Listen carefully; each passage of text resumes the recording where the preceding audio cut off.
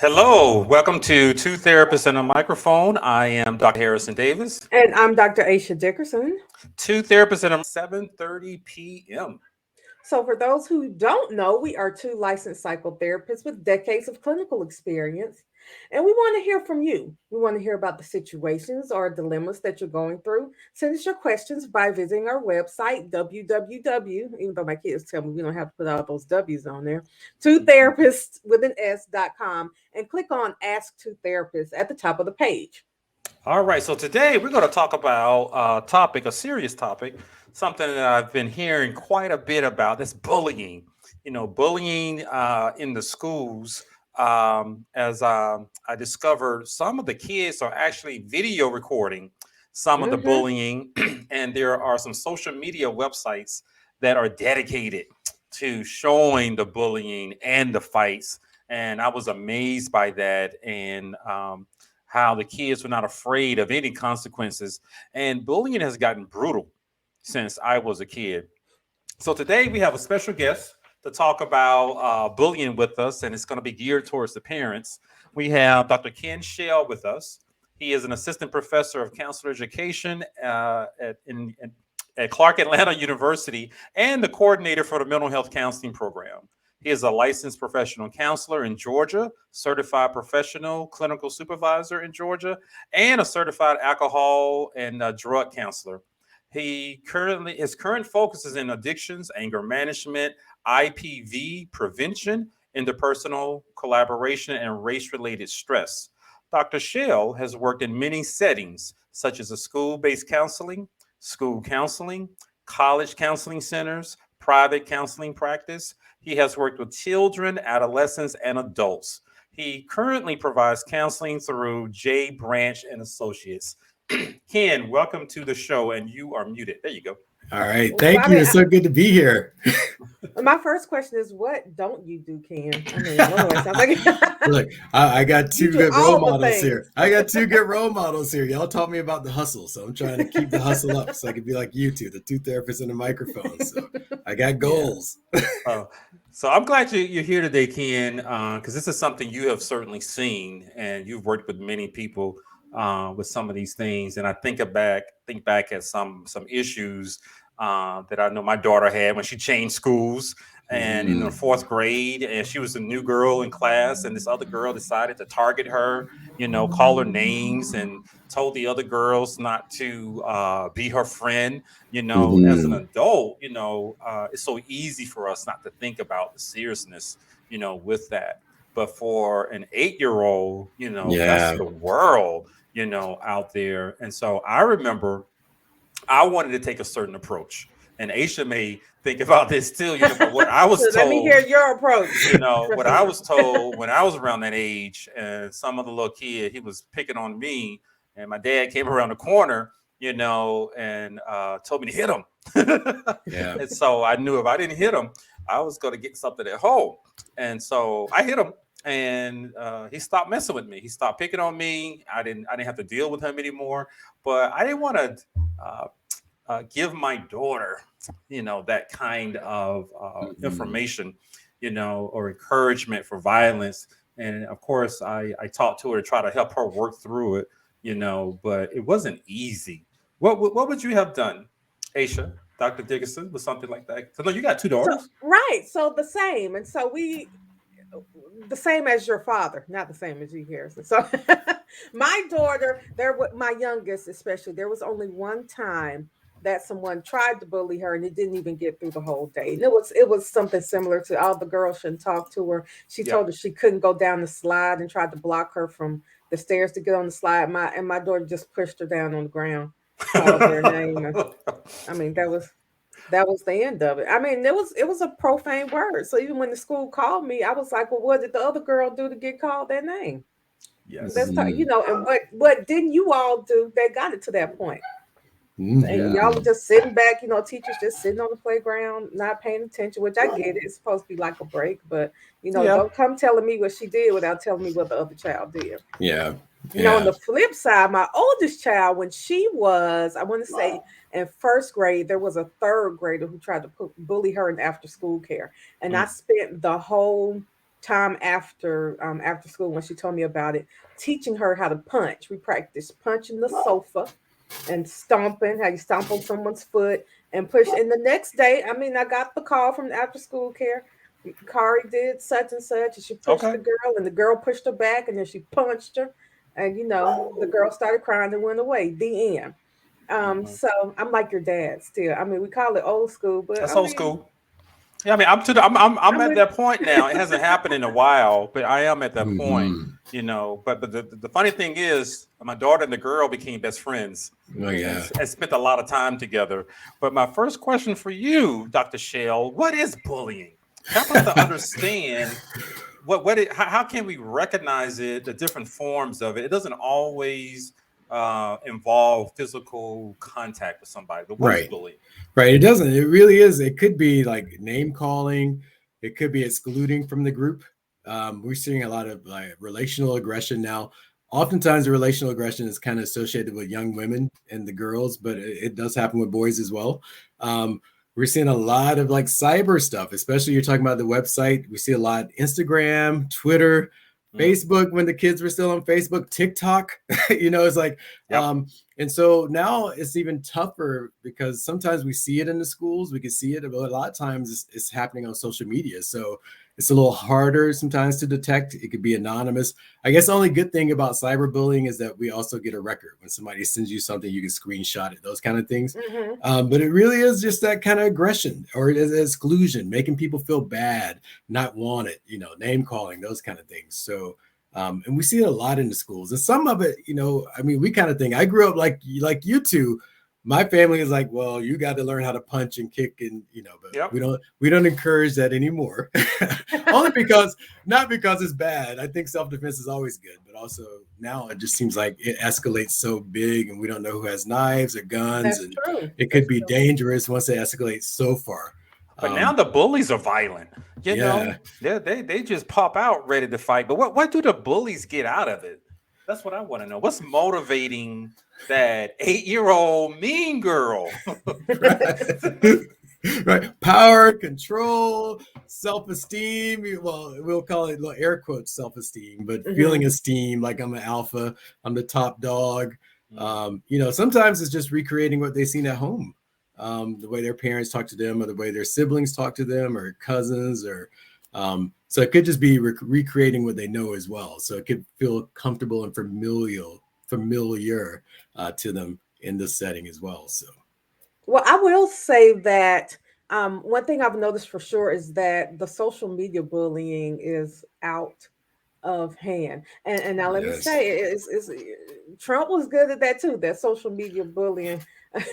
But with my oldest child being in high school, we saw it just maybe a month ago where a child used to be another child's friend, and then she got mad that the girl didn't want to be her friend anymore, and she posted this picture of her. I won't give too many details about the picture, but it was like a 1 second picture that she posted on Instagram and tagged the girl in it. Like, let's say the girl is Jane. She's Mm, like, Jane, is this you?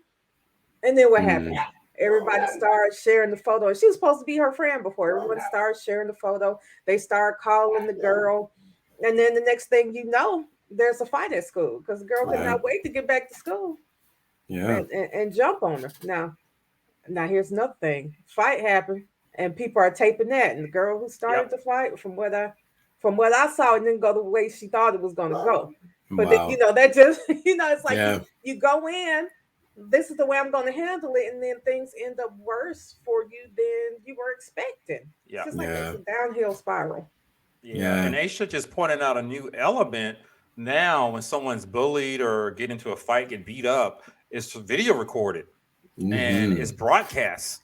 So Yes. they are re-traumatized over and over again. It used to be, I guess, when I was small, if we got into a fight, only the people in the classroom saw it, and it Right. became rumor, in the class. But now there's a documented evidence, and people can make fun of it. Right. So it's like it continues to traumatize them a great deal. But tell us, what are some of the effects of bullying on the target, the victim?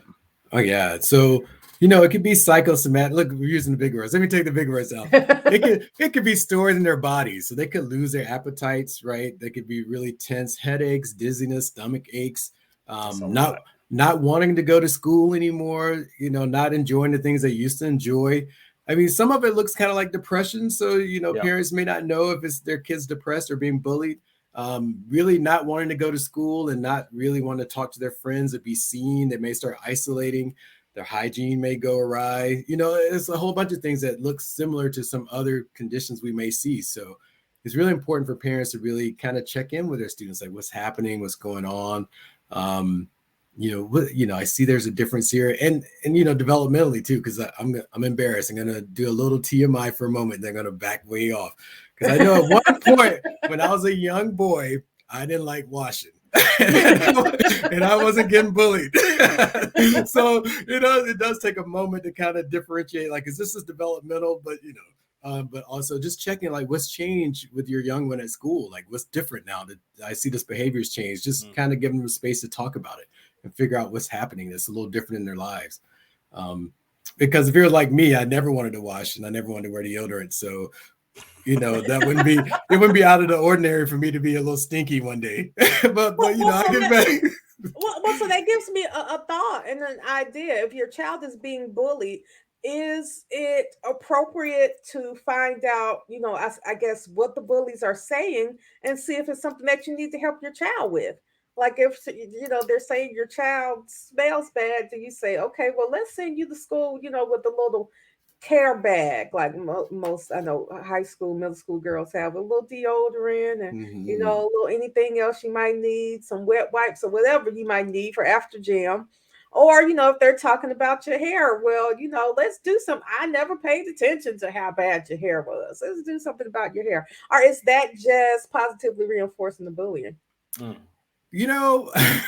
think that's such a good point.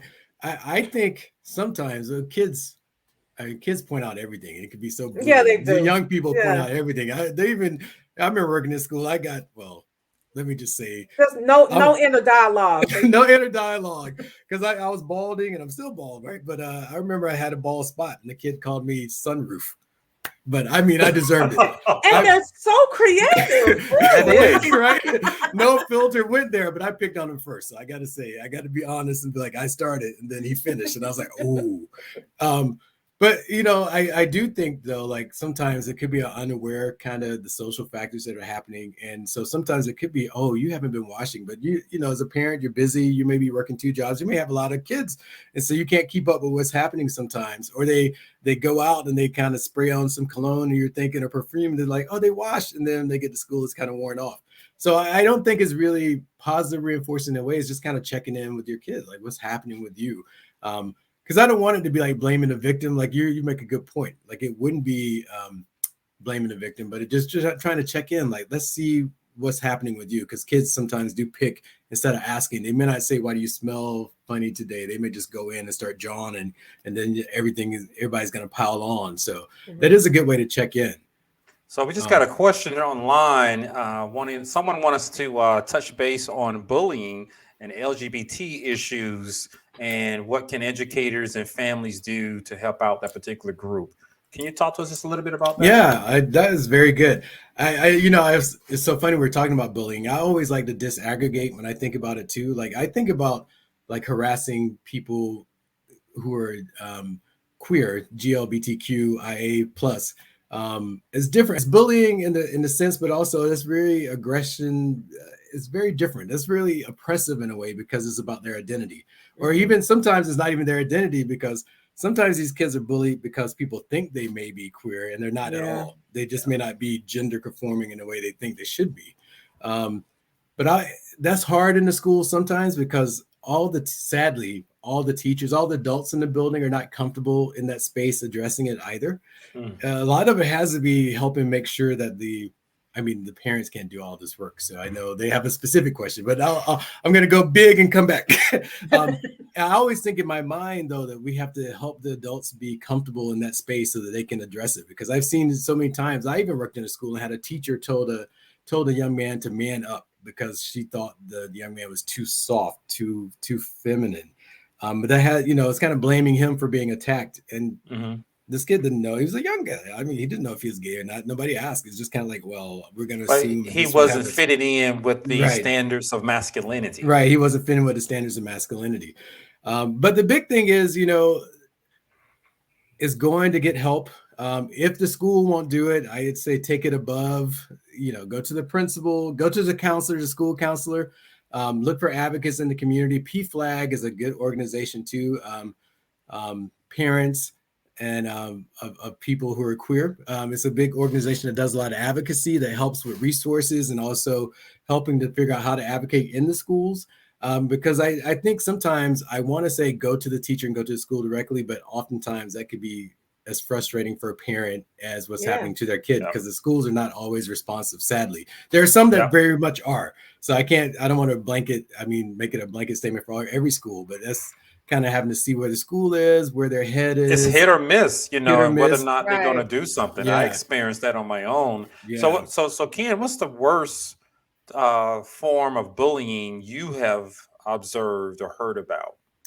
I had Worst case scenario. As a school counselor, and this was before, we have the law in Texas now that, if you're a parent and your kid may be trans, now that's going to be considered child abuse if you're trying to do gender affirming care for your child. Yep. We had in here in Metro Atlanta, I had a trans kid. And so what we decided to do as a school counselor at the time, to allow the trans kids, because we didn't want to make it an issue, to use our private bathroom. And we had adults. The other students didn't really bully as much. It was the adults. Like our administrative assistant was like, why does he, and she at this point, but why does he get to use our bathroom? Why does he get to have special privileges?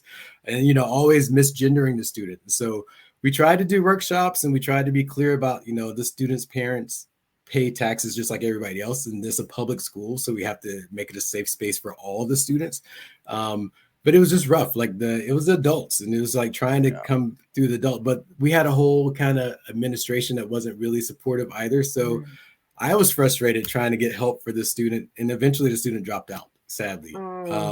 But we try. We really were trying to do what we could within the framework, but our school wasn't really responsive to, there's certain pockets, and we tried to lean into that, but it was just awful. And I was more so shocked by the professionals in the building than the kids. The kids were very, they crack jokes or whatever, but they were much more flexible and seemingly understanding than the adults, who seem to be much more set in their ways. And they were the ones that were really hard on this young lady. So, and that was just hard, trying to be collegial, but also trying to confront and let them know, like, this is not appropriate behavior. We try to refer to outside resources where we could too, like trans youth and even queer organizations in Atlanta to help support the students so that she wouldn't feel all alone, because she was the only out trans student in our school. And so, but that was the roughest I saw. Like that was one, and the other was a Instagram, Facebook battle again about somebody kissing somebody's boyfriend or trying to date somebody else's boyfriend. That kiss will always get you. And that was rough. And that happened too, because there's a big push in the schools now to really address bullying, because we've had a lot of suicide and suicidal ideation from students being bullied. And now we have to take that seriously. And so we were collecting data, we had the screenshots, and we had to sit them all down and have an intervention and actually make a plan. And so if somebody broke the plan, we could actually refer to different levels of discipline, and then maybe go to law enforcement if it got that far again. So how far is too far? I'm going to let you know where this question is coming from, because I've told a child, and you all know how much I love my children, that, a child said one thing out the way to my child. This is as a boy. She barely knew the boy, but I let him know that, let that be your last time. When I heard that, I said, because I'm that mother that will ruin your life before it even gets started. So you talked to the boy? I did. I said, I will call the police, get a police report, and file something against you just to start you a whole file with the legal system, just because I can. And that was the end of that. But really, how far is too far? Because it's something I said, but the truth is I would.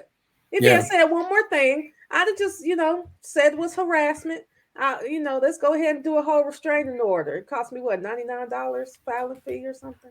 Look at that. You're so bougie. I love that. You're like, it's only $99. I would be like, okay, how am I gonna get this 99? Somebody got to go fund me. To make a point. Right. But also to protect my child, because and to let this child's parents know, if you can't keep your child under control, I'll do it for you.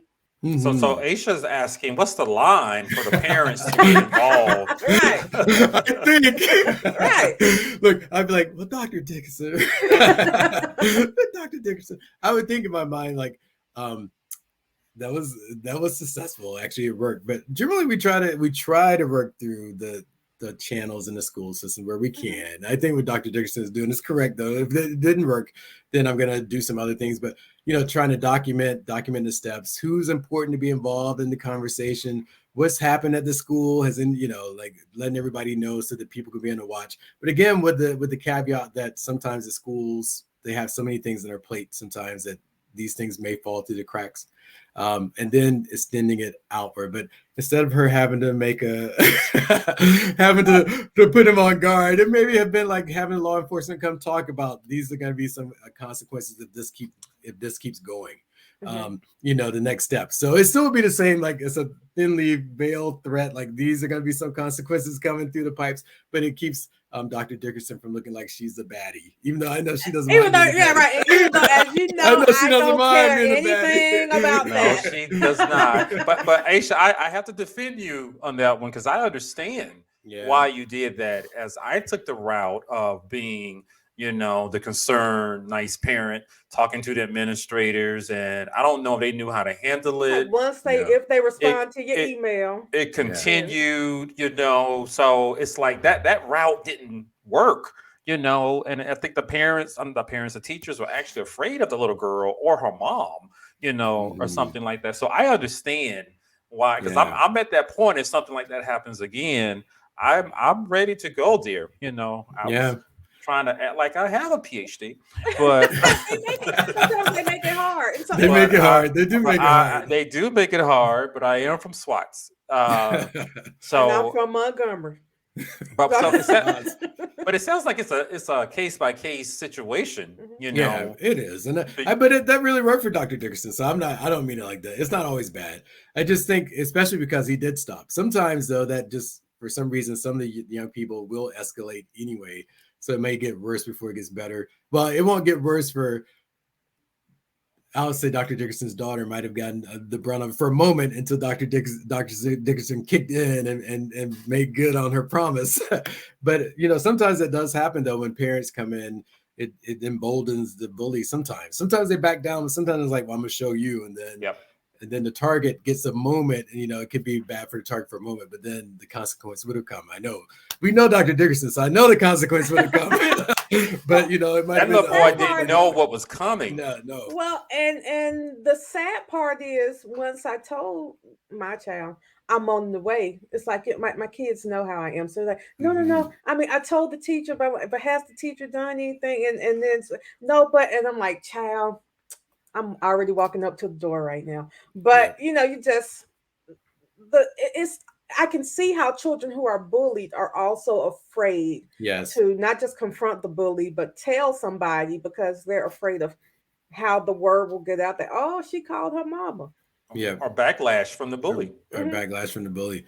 But like that working, I think in tandem, I'm laughing about it, but I think in tandem like that, your intervention plus trying to get the school, if we can get the schools to be responsive when they can be responsive, I think that's a good twofer. Like, well, I got some outside intervention coming that might be illegal if we can't do these things, because we document in the schools. This is happening in school. I've gone to the counselor, I've gone to the principal, I've gone up to the superintendent, and they still ain't gave me no relief. So here we're going to the legal system next, and here we are. This is what's happening next for. So what would you suggest, Dr. Shell? I mean, you just mentioned some of them. I've tried one approach. And Aisha, Dr. Dickinson tried a different approach. What do you recommend?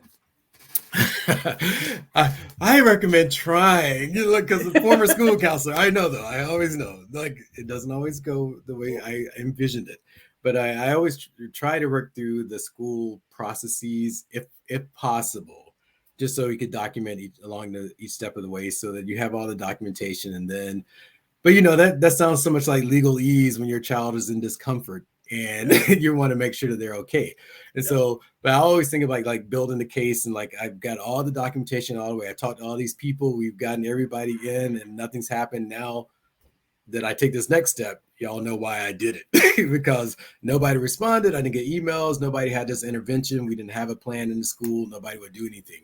And so I like to think about that in my head to say, let's do it through the school and try to work the process. Yeah. But I also know that if I were on the other side and my kid was still being bullied and the school hadn't done anything, then I would be escalating myself. Like some other things are going to be happening. So is it okay for me? I'm sorry. Is it okay for me to call the police on the fourth grader who was picking on? I mean, she calls me and tells me what's going on, and she got hit. And this is after I've already talked to the administrators. Would it be okay for me to call the police and tell them my child was assaulted?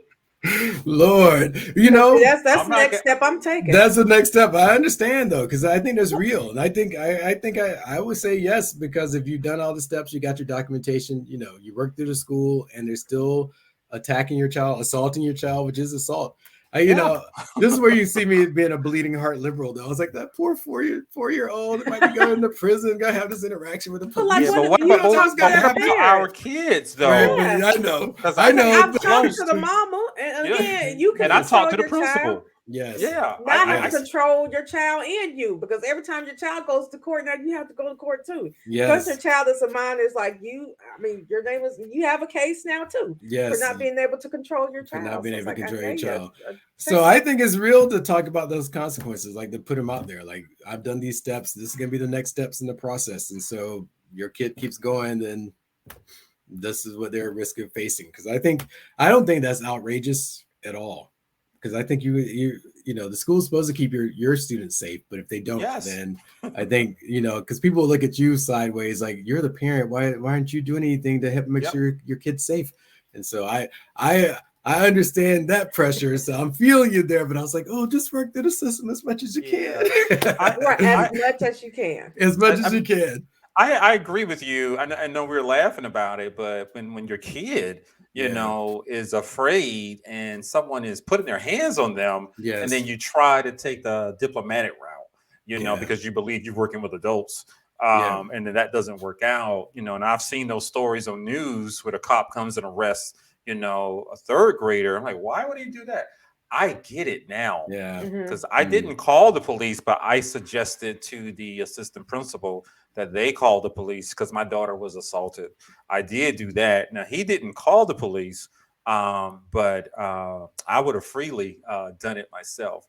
So I get that. What did he do, Dr. Davis? What did he end up doing? Did they just have another intervention, or what happened? Yeah, so the girl was gone for a week or so. So of course they didn't tell us, but I believe the girl was suspended, something like that. But I just wanted to stop immediately. Don't hit my daughter. And I talked to you guys once. So we roll up there with Fulton County Police. Like, don't say nothing. I already told you. 2011 News. I love that. So we're go ahead, Ken. I'm sorry. No, I was saying I think it's great when the parents can talk to each other as well. Yes. Like the situation I talked about with my youngest. I ended up talking, they won't give you the other parents' information. No, they so won't. I just waited until, I knew they did carpool too. So I just stayed nearby and flagged her down and talked to her. And our girls are friends now. But on the flip side, I've seen, like with the child that I talked about with the Instagram post, where her parents sat down with the other child's parents, but then they were gone and the child went right back to, she was actually posting and still talking about the girl on Instagram while she was sitting next to her mom in the principal's office. So, at that point, you gotta what can you do? Show them better than you can tell them. You can show them better than you can tell them. Like gathering all your screenshots and like, she's still doing it. Let's escalate it on up. Screenshots are important. I believe in communicating in writing. So I can refer back to exactly what I said. It makes me wonder if the teachers and the administrators are afraid of the unruly kids or their parents.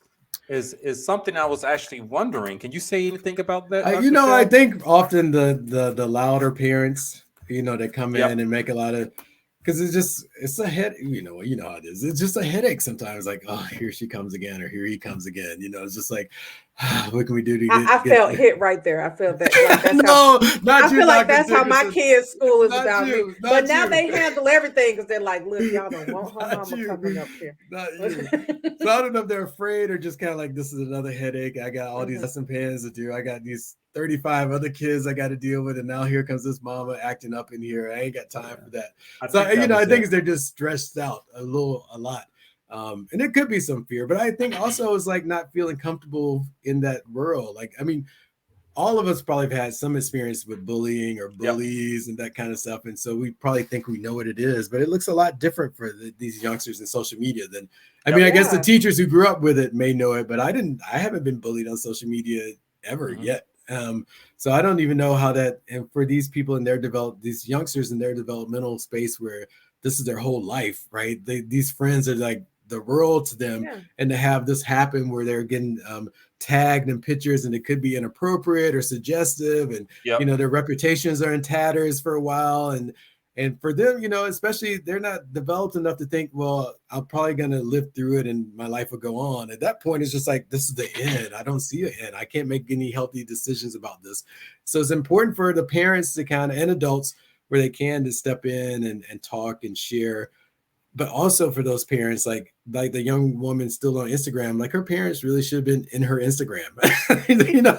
I mean, I know That's there's some another private. show. I know, Right. I know See, there's some. I monitor social media. I know so you I do. Same know here. Like, I mean, I know there's some privacy laws, but really it's important. Like, if your kid is on social media as a parent, it's your responsibility to make sure that they're doing things appropriately on the social media. I hate it. Yeah, I I don't want to agree. just put it all on the parents that way, but because they're minors and What's they're a in your house, parent? right? Then that's like, and I don't think it's bad to have your kids passwords to their social media, periodically checking to see what they're posting. I mean, I'm like, ask. Yeah, because it's important to know, like, Yep. outside of that, for their safety, because there are a lot of people out there who would try to attack the Right. youngsters, Yeah. who would try You got to to protect your groom kid. them. And so, having those conversations about who do you accept as friends on your social Yep. media? How do you accept, what information are you putting out there? Are you showing pictures of our house with our address? No, Yep. That's Talk I mean, I about don't those that. are want people to Yep. those see are the size important of my TV or conversations. anything. You better get in Yes. the corner and take your picture. Stand outside by a tree. Yes. Yeah. So I would further, my daughter, she only has TikTok, social media. The account is in my name. Mine That is too. my Through my account. Instagram. But It's the the social title media. that shows up is her name. So her Mm-hmm. little friend, but that's my account. So I Same have here. complete control over it. So We I'm have a with you. TikTok account Yes. together. It's how I watch all the funny videos too, because I don't I have a tell her that's separate my one. TikTok. I'm just letting you Mhm. use it. Yeah. Exactly. But I So think it's Ken, important. I think it's important for parents to do. I mean, I know, like, we're talking about absolutely. cyberbullying, which is major. Is like, I think Yep. they have to go in and check what their young people are seeing and what they're receiving, because sometimes the young people might not know they're being attacked or is hostile Yep. without somebody else. It may get to a point where, if somebody had been looking earlier, they're going to say this is Yep. going to turn out poorly, but they didn't know, and then boom, they're in it. And Yeah. so I Catch it just when think, it's a spark. yeah. Mm-hmm. So Well, and Ken, I'm I'm sorry, sorry. Richard. Well, one thing I was thinking, you said that when they're going through that, they're not able to see an end, and they don't know that they're going to get through it. And I have to admit that I wonder or worry if they're ever going to get through it or see the end of it either, because the Yeah. difference in bullying back in our day and today is, with a fight, we could say, remember that time when such and Yep. such beat Mhm. blah, blah, blah Yep. down. And today they could be like, remember that? Oh, you don't remember? Here's the video. Yes, let me show you. Yep. Yes. Right. And we have celebrities who've done stuff years ago. Think Yep. Kevin Hart said it was a homophobic comment. He Mhm. forgot he said it. It was Yep. before he was super famous. And now, remember that time Kevin Hart said ABC? Mhm. Oh, you don't Mhm. remember? Here it is. Mhm. Yeah. So, You can't escape they it. ever Yeah, can you ever fully escape Yeah. stuff? Because I just saw you got me thinking about that too. Like, if somebody else who did, they were dragging up something from about 15 years ago from their social media, and we all change. You're right. It's like I can say now that I'm not the same person I was Right. 15 years ago for sure. But you're right. It just stays there in perpetuity. And those are those big conversations, I think, for whew, I'm glad I'm not a parent. I'll leave that to y'all. Those big conversations about what are you posting again, and what are you putting out there? Because this is gonna stick with you. And we know, like, I know we're talking about bullying. We'll come back, but like employers are looking at social media now. There've been people like not getting jobs and not getting into college because the college app, the people in the admissions office actually went and looked at their social media and saw them drinking or saw them fighting, and then they had their offers rescinded. So it's like it's real. And it's fun for the youngsters, and they don't think about the decisions that are going to happen 20 or even 5 years later most of the time. But that's where the adults have to help a lot of times. What's unfortunate, many times that individual did not post the video or the photo. Someone else posted to harm them. So they had some bad intentions with that. Yes. So you always have to be, and that's what makes people paranoid, right? Yes. You always have to be looking over your shoulder. Because, I mean, thinking about the child we talked about before, the girl who had the picture was her friend. Yes. Before. You can't even let friends take pictures of you, because when they decide that they're not friends anymore, they would use that. That is the truth. Look, that's one of the things, some of the advice like the professionals are giving about bullying for young people too. Like, don't give your friends access to your social media. Not your passwords. Don't give them access to your phone. You take your own pictures. I mean, and I laugh about this. I mean, when I was a school counselor still, I would never have a picture with alcohol, because in Georgia they could fire you, So holding a cup. Just holding a cup. I'd always have my hand behind somebody where it was backed up, or I have a picture of the alcohol without me, like out having fun. It'd just be a picture of the alcohol. But I'm an adult, so I knew I could lose my job. The youngsters don't really think like that, so we got to help them. We just got to help them. I mean, it's just ridiculous. Like, don't send naked pictures to your boyfriend. Woo! He might not be your boyfriend in 2 years. And especially now because of laws. If you send your own picture, you could be locked up for sexually explicit. You can get a charge. You and everybody contributing to the delinquency of a minor. Yes, I had that conversation with the client. Yep, absolutely. Did something they shouldn't have done. So, but Ken, thank you for joining us tonight with this valuable information. And we've come to the close of today's show. But I want you to just tell us your final thoughts that you have for the parents who may be wondering, or they need to recognize what's going on with their kids who are possibly being bullied. Tell us your final thoughts on that. I was gonna say, like, parents, please just check in with your kids. Like, especially if you see changes in behavior, again, them not enjoying the things they used to. Some of it could be hormonal because they could be going through their teen years, so that's going to be changed. But just checking in to make sure, and hopefully having a dialogue. And please, if you haven't already, start the dialogue about the social media, and that I'm the parent, so I get to check, or else you don't get to have it. I mean, I know that sounds harsh, but we need that, because that's again, they need to be able to check and see the messages that are coming to their students before it gets really, really bad. Because a lot of students are not.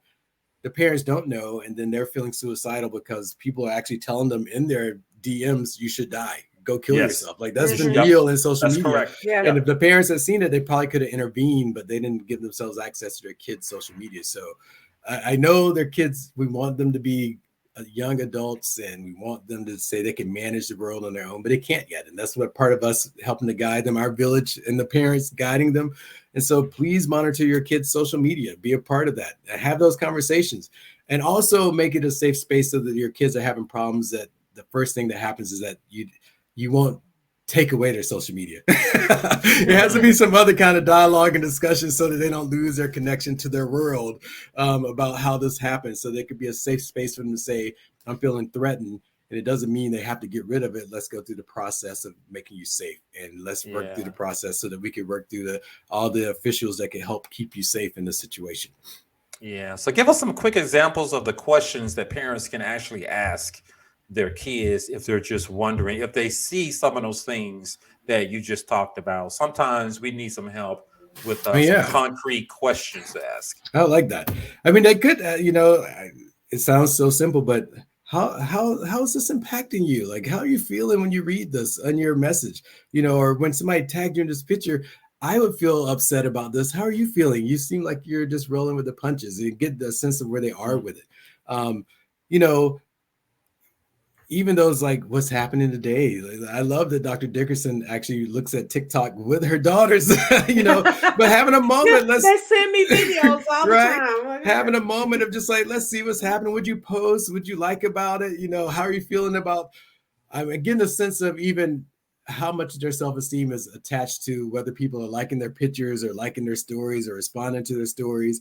I laugh about this in my head, thinking about the adults. I so many times I look on social media and adults are like, you know, you keep scrolling by my stuff instead of liking it, but I could see you looked at it. And I was like, this is an adult. So I got to imagine how the kids are like. They can tell if you look at their page. It was like a story or something. You could see if somebody saw you your can see if story. somebody looked at it, but they didn't respond. Right, and I never actually click on who looked at it. Let me see if such and such. But the kids, you know, some people do, and it's important. And so just getting a sense of like, is it important for you that people like, and let's figure out what that's about. You know, are you feeling not loved, not liked, and how do we replace that kind of sense of you know, like social media is going to be important for a while, but how do I give some real life affirmation for you? What can we do in real life so that you can feel loved and affirmed, even if people aren't liking your story or not liking your posts? But I got to admit, though, I got to say, as a grown man, if I put something up there and I only get like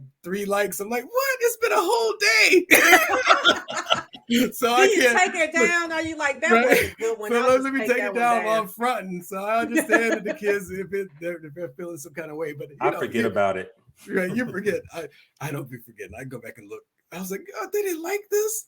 Let me take this down. I thought that was funny. I did. I was like, I put some effort into this. So, Dr. Dickerson, any final thoughts for our audience? Yes, I would say for parents, because you know, I imagine there might not be that many teenagers that watch us, but for parents, check after your child who might be the bully. And you know, it's up to you to keep your child under control, because if you don't, you might run up on a parent like me who'll help you do it. And you don't want that. If you can't parent your child, I'll help the government do it. Yes, you will. So my final word on that is stay involved in your kids' life. I know all my daughter's friends. I know who they are. I ask her every day, how was school? Yeah. What is something good that happened in school? What is something that wasn't so good that happened in school? You know, she tells me she made a new friend or something like that. Keep, like you said, Dr. Shell, keep those lines of communication open. Help them to feel comfortable doing that. Yeah, because that's most important. They have to be able to share with you if they're feeling bullied. They have to be able to share, because sometimes they're embarrassed to tell you. Yes. Yeah. Yes. So, Dr. Shell, how can people contact you if they want to continue this conversation with you? Oh, well, I'm on Twitter at Mr. Ken Shell. So if you find me on Twitter at Mr. Ken Shell or eshell@cau.edu. So, gotcha. But Twitter is easy. Come to Twitter at Mr. Ken Shell.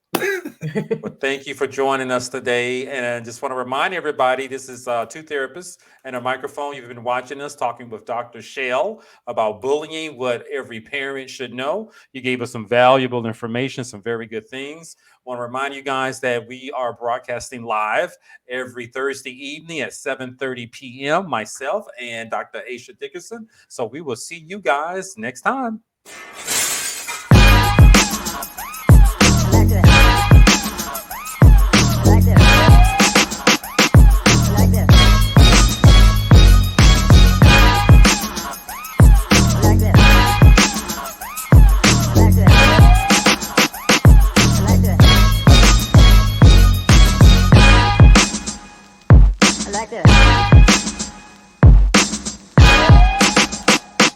Like this.